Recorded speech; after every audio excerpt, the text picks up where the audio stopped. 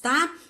Já os oligodendrócitos, eles são responsáveis pela produção da mielina. A mielina, que é essa partezinha amarela aqui no axônio do neurônio, é uma lipoproteína, tá? Então, essa lipoproteína, que é a mielina, ela proporciona para o neurônio aí o isolamento elétrico.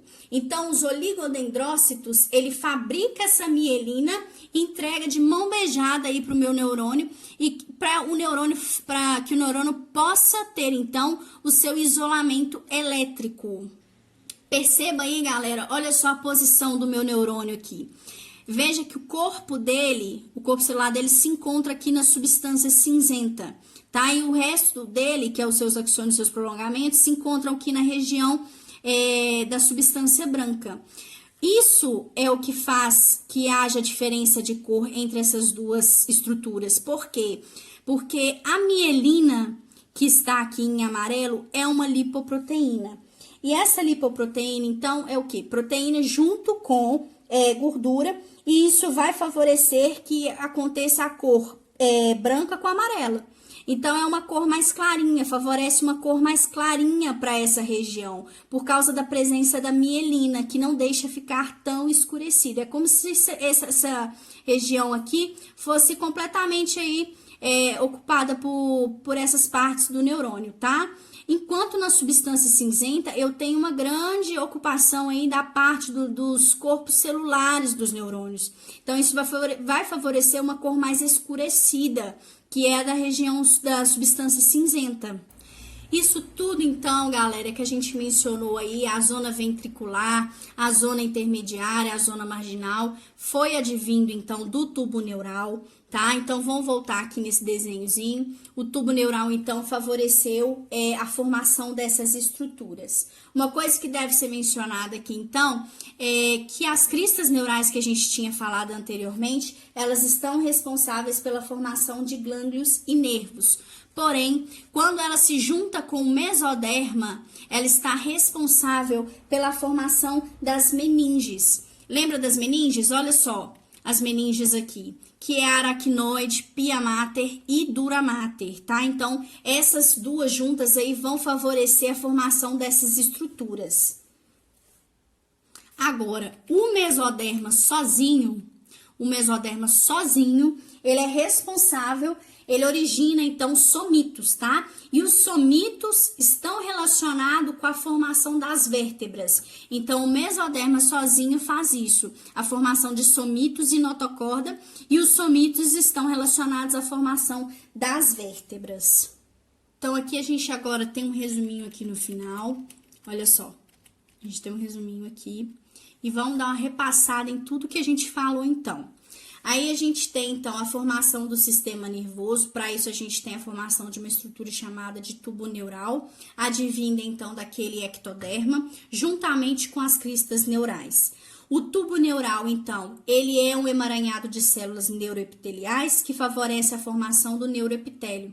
E as células presentes originadas desse neuroepitélio, que são os neuroblastos e os glioblastos, vão migrando para o surgimento de novos espaços, que são as zonas. E aí eu tenho 3: zona ventricular, zona intermediária e zona marginal. A zona ventricular, os neuroblastos presentes ali vão se diferenciar em células ependimais, e essas células ependimais vão dar origem ao epêndima, tá? Esse epêndima, ele segue a parede do canal central da medula, e quando ele adentra o cérebro, ele cria ventrículos, que são cavidades, e dentro desses ventrículos, uma parte desse epêndima sofre uma especialização, e essa especialização vai favorecer a formação de uma estrutura que a gente chama de plexo coroide. Tá? E esse plexo coroide é o responsável por grande parte da produção do líquido cefalorraquidiano. Líquido esse que tem a função de nutrir, de proteger contra impactos, os componentes aí do nosso sistema nervoso.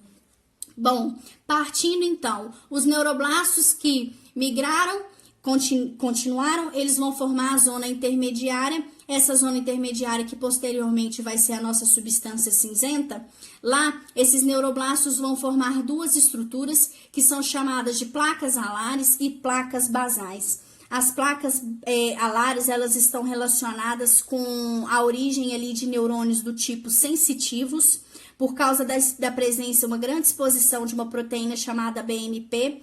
Essa proteína, então, favorece esse tipo de surgimento de neurônios ali.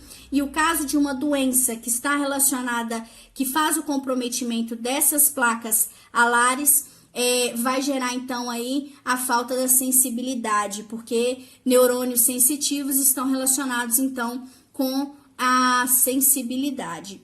E neuroblastos, então, ali presentes também desenvolvem as placas basais, e essas placas basais têm ali o desenvolvimento dos neurônios do tipo motores, por causa da grande exposição de proteínas chamadas Sonic-Ketchov.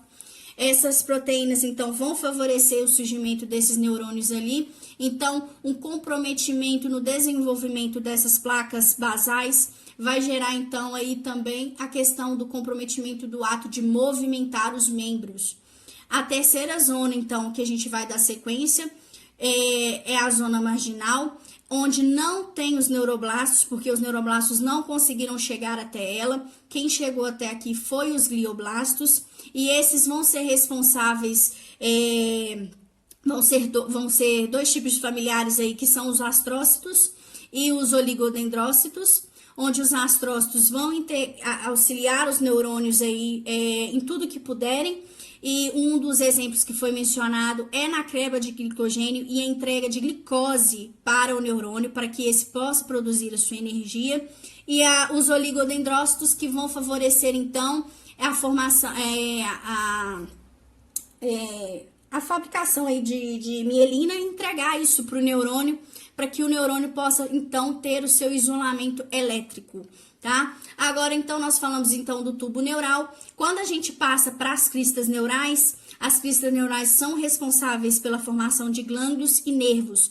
Quando ela está junto com as meninges, ela vai favorecer, então, quando ela está junto com o mesoderma, perdão, ela vai favorecer, então, a formação das meninges, que no caso aí a gente já havia mencionado, aracnoide, pia mater e dura mater. O mesoderma sozinho vai originar notocorda e somitos, e os somitos estão relacionados aí com a formação das vértebras. Bom, galera, isso foi tudo que eu consegui passar para vocês. Se vocês tiverem qualquer dúvida, dificuldade, podem me mandar mensagem. Se encontrarem qualquer erro, por favor, eu peço que mandem mensagem para a gente poder estar consertando aí, todo mundo de mãos dadas alcançar o nosso objetivo. Um grande abraço para vocês.